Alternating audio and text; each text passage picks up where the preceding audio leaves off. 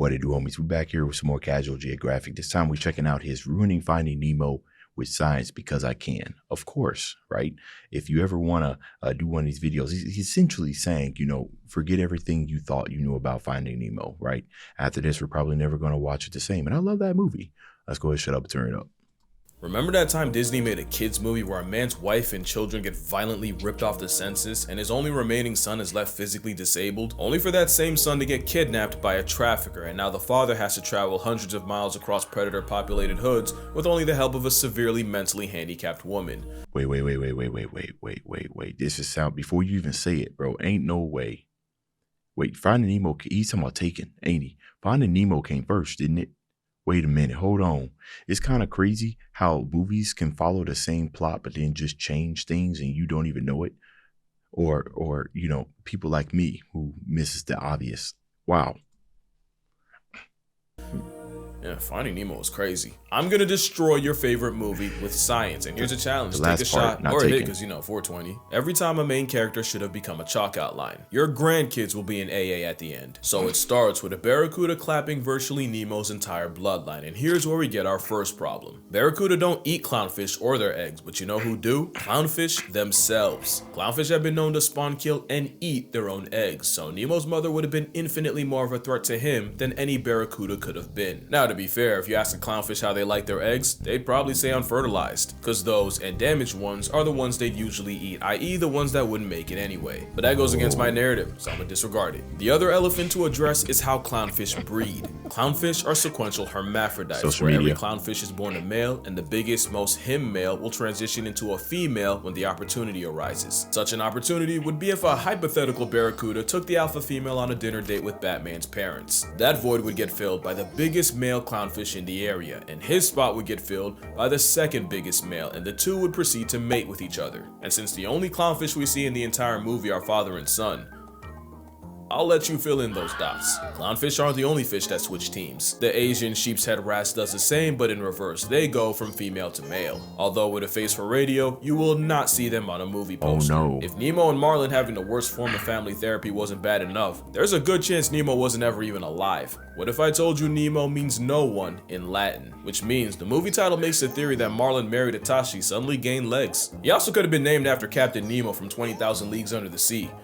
But that goes against my narrative, so I'm gonna disregard it. It's easy for facts to get lost in favor of a better story, and if you don't know where to look, you'd have no way of knowing. Like, you may have heard that the administration started putting tariffs on penguins. Now, personally, really? I think it's been time those business chickens ponied up. They've had it too good for too long. But I gotta pretend to be partial. So that's why I'm working with Ground News. Ground News is an app and website developed by a former NASA engineer who did not like the way she'd seen information be used as a weapon and how news outlets tend to prey on their users' biases. And remember, if you think you're immune to bias, then you're exactly who they're looking for. But Ground News counters that by grabbing all the world's headlines in one place, so you get the luxury of comparing coverage. There's no tunnel vision here. With Ground News, you can get the full picture and truly be informed. Like with the whole penguin taxation. Here you can see it was covered by 435 sources, and in terms of bias distribution, 36% were relatively center, with 40 and 24% left and right leaning respectively. You can also see that 82% of sources were marked as highly factual.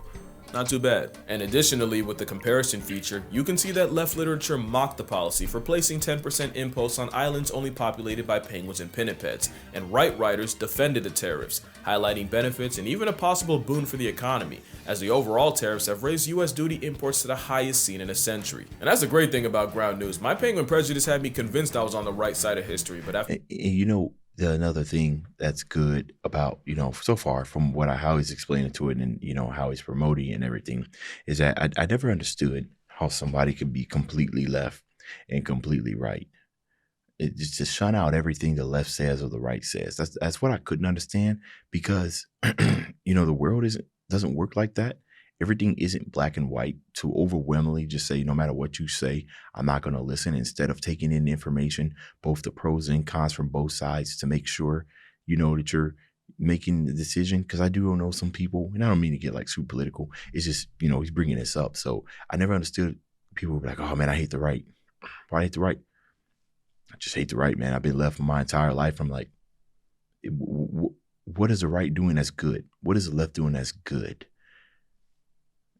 And if you're in, Never mind. This isn't a political channel, so I'm not gonna.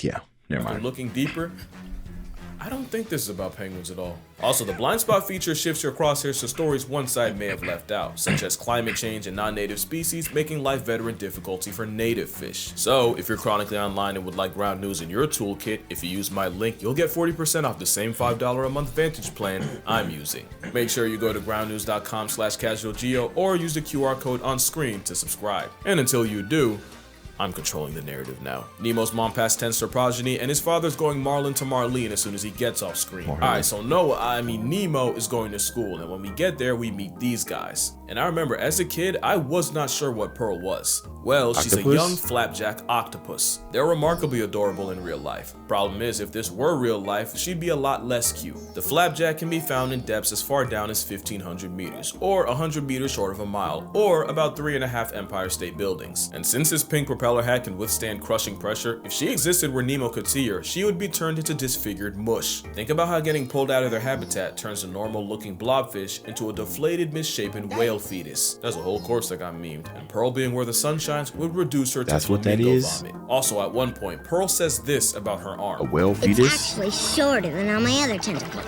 Well, octopus usually have one shorter arm called the hectocotylus, and its job is to deliver baby batter directly to the female, and in some species, it detaches for the female to swim off with like a Costco coitus card. In fact, the bedroom arm might have a mind of its own, since it can swim to the female, and it's believed it can even sense danger. So two things, Pearl's not a girl, and that is an indecency charge. And that's not the last time we go down that road either. Now we're gonna ignore the fact that flapjacks don't actually have a hectocotylus, because that goes against my name. So after Nemo sees his first pink slip, we then meet Mr. Ray. Not to be confused with the op of the Irwins. To be fair, this whole entire video and you damaging my childhood goes against my hypothetical imaginary narrative. So, relatable. After Nemo sees his first pink slip, we then meet Mr. Ray. Not to be confused with the op of the Irwins, because Steve wouldn't even want that. But also because Mr. Ray is a manta ray, non-venomous and completely harmless. Now I don't know if they did this on purpose, but they chose arguably the smartest fish in the ocean to be their teacher. Though. Manta rays are considered the most intelligent, with the largest brain-to-body ratio of any fish. The overachieving aquatic placemat is apparently capable of problem solving and advanced communication. They're also self-aware, with more than one occasion of a manta ray checking itself out in a mirror, and they were even caught waving and blowing bubbles at their own reflection. And just for reference, that's not how they'd react to another manta. Some mantas have even been on record asking divers for help removing hooks, so yeah, makes sense this one would have a teaching degree. Anyway, Mr. Ray gives the kids a marine magic carpet ride through the reef. Stop, right there. As a kid, it used to drive me crazy that I didn't know what that was. Years later, I have the answer. Spanish dancer. This Pacific pancake is a nudibranch, aka a type of giant sea slug, and a species known as a Spanish dancer, named after the flowing frills of a flamenco performer. It looks a lot like what SpongeBob got caught watching in 4K, and ironically, sponge is what they eat, and they'll actually steal their toxins for their own use. It's essentially cultural appropriation with poison. They also play for both sides, but unlike clownfish, they're born with both equipment. Now for how they use it, well, sometimes two slugs will donate nativity nectar to each other and head on their way. Some sea slugs have two penile appendages, one for delivering baby batter, and the other to stab their partner through the head to release a substance believed to brainwash the receiver into accepting their love juice while internally rejecting that of a rival. How do Spanish dancers do it? I don't know. I honestly stopped looking because I can only read the words traumatic insemination so many times. Also in the movie, that specific dancer has a name. Canonically, it's Maria. Or I guess Mario. I guess both. So anyway, you know how the story goes. Eventually they get to the drop-off, the kids start doing the type of shit that got Harambe packed, and Nemo decides he really wants to live up to his name and gets himself kidnapped. His father tries to save him, but gets flashbanged by a camera. And yeah, that's accurate. A camera flash might not kill a fish, but it's severely disorienting and like a forced factory reset. That's why they say no flash photos in an aquarium. One time a tuna mistook a flash for a fish and proceeded to one-shot itself into the glass in front of several children. So I take it back. I guess it could have murked Marlin if it made him split his skull in the Okay, I'm sitting here watching this and I kind of thought this was like a graphic that people put together, and then these silhouettes here were just, static images of people, you know what I mean? Like when people put together infomercials and stuff like that. This is real. This is real, and that was real. That's crazy. took a flash for a fish and proceeded to one-shot itself into the glass in front of several children. So I take it back, I guess it could have murked Marlin if it made him split his skull on a piece of coral. A little while after that, we get to Dory. She's a regal blue tang and a species of surgeonfish that gained a lot of clout from the movie. She's also venomous with a caudal spine that extends whenever the fish is stressed, meaning Dory has a built-in prison shiv. Not only can it cause severe pain and deep cuts, you're also liable to catch a nasty bacterial infection. That's why they're called surgeonfish, because they will cut you. Dory would also conceal carry a toxin called ciguatera, and poisoning can lead to migraines, trouble breathing, and hallucinations. So yeah, the beloved Disney character can be a real headache to deal with in real life, although to be fair, I've heard the same said about her voice actor. Not long after that, we meet Bruce, and considering he expeditiously kidnaps and essentially escorts them to an underwater white van, he might just be a predator in every sense. But when we see all three sharks, they swear by vegetarianism. We also see this guy.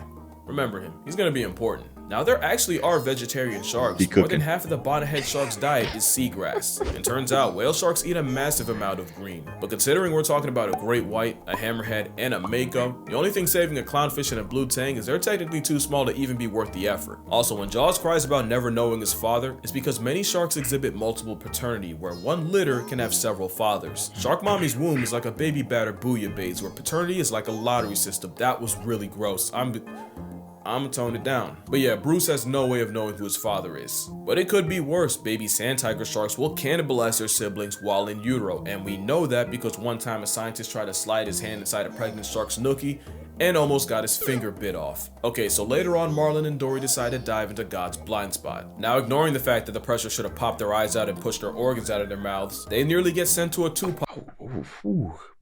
There's a lot going on in this video.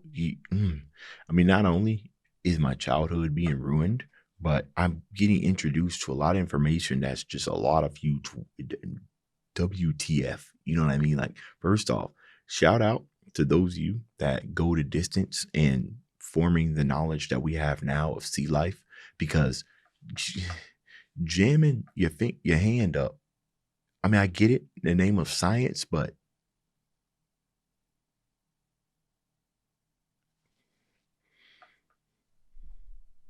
concert. The fact that the pressure should have popped their eyes out and pushed their organs out of their mouths, they nearly get sent to a Tupac concert by anglerfish. Now, fun fact, if you watch the credits, that anglerfish lives a vorophilic wet dream when it gets swallowed by the little anxiety guppy from earlier. Funny thing is, it'd be the other way around. Anglerfish can distend their jaws and stomach and swallow prey physically bigger than they are. They extend so far that it inspired one man to pleasure himself with a dead anglerfish's stomach, which promptly sent him to the hospital. Should have sent him to solitary confinement. That is a hell of a hear me out, the kind that should forfeit your right to human contact. It's not long after that we meet a lot of 90s kids' first introduction to rage bait. If these moonfish were humans in 2025, they'd be kick streamers. In real life, fish will use this shoaling strategy to intimidate predators using the hive mind method. On a large scale, it's pretty cool. It makes sharks swimming through them look like an Etch-a-Sketch. But when predators like tuna gang up on them, it turns the bait ball into a slaughter. Also, just a callback, the reflection of the sunlight off the prey's scales is exactly why a camera flash can make a tuna crash. Out, that is. Now let's talk about Nemo, because Buddy would have really become a no one before he ever saw his dad. Let me tell you about osmosis. No. Dang. So diffusion just means molecules will move from one area of high concentration to low concentration, and osmosis is that, but for water. Stay with me now. As a saltwater fish, Nemo would normally have a higher concentration of water inside him than outside, so high to low, water would leave him like his mother left the mortal plane. To avoid meeting her, Nemo would have to take in water while his kidneys work to pump the salt out. But put him in fresh water and the opposite happens. Now the concentration of water would be higher outside Nemo than inside, so high to low, Nemo would get internally waterboarded. So Nemo being flushed in a freshwater sewage plant means he would not make the sequel, as his cells would swell and rupture and he'd get packed up by water poisoning. Also, fun fact, one line in this movie led to the deaths of thousands. You want to guess what it was? All drains lead to the ocean, kid. Just like that, Disney sent countless amounts of pet fish to the gulag at the hands of dumbass little kids, and if I had fish at the time, I would have been one of them. It also inspired children. There's no way. There's no way. Oh my goodness. You know, maybe I get a benefit of the doubt when you, I mean, it's very possible, right? Because we're humans, we err. That the type of stuff, the type of content, type of movies and stuff or writing that we put out, you know, do we bear some responsibility into how it's taken? You know, because at the end of the day, you know, choices and stuff like that, parents, you know, I think it's slippery. Is there any way that they could have foreseen that? I mean, it is a child movie, and you know you're showing it to children, very, very impressionable. That's interesting. I never thought of a fallout like that happening.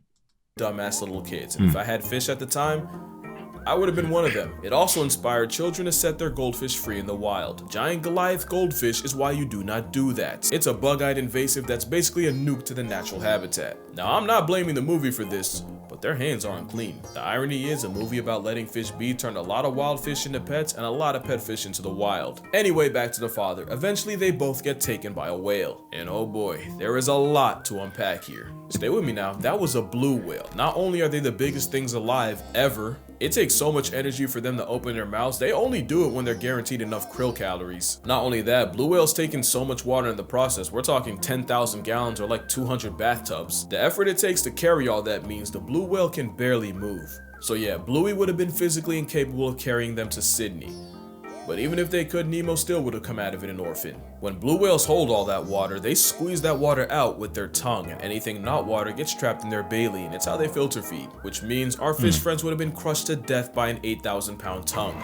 That's the weight of an elephant. Also, it would have been physically impossible for the whale to shoot them off at Sydney, since the blue whale's mouth does not connect to its blowhole. Also, whales don't shoot water out of their blowholes. It's really just warm whale lung air meeting cool outside sea air with some mucus, and it smells like a tire factory married the final boss of tonsil stones. So if smell kills, they would have got a guess past the fish hell. But ignoring all that, eventually they trade one live Uber for another when a friendly pelican saves them from a flock of hungry seagulls. Seagulls are a feathery antichrist and the spawn of Satan.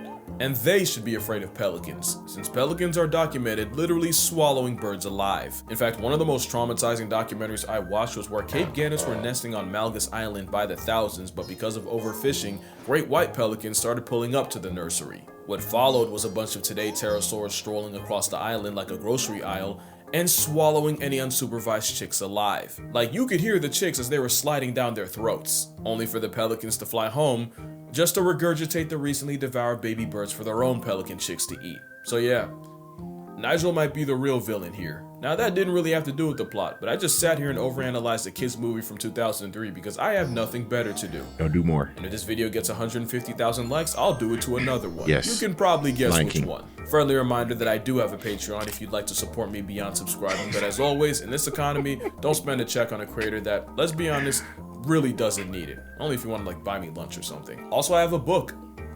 You should read it. Link also in description. But that's gonna do it. Drink water, hug your mother, don't dump goldfish. That's for real a problem. My condolences to your childhood. I will be doing it again. But until then, I'ma see y'all in the next one. No, bro, this was diabolical. And I loved every minute of it. Oh my goodness. Yeah, oh no, I can't wait for you to do Lion King, especially Simba, Timon, and Pumbaa. I know there was all kinds even as a kid, I was like, hey man, something ain't working here, bro. This lion eating bugs, something ain't working, something. All right, y'all. Well, childhood's ruined, new information gained, some of it we against our will. It's the end of this video. Dave's out.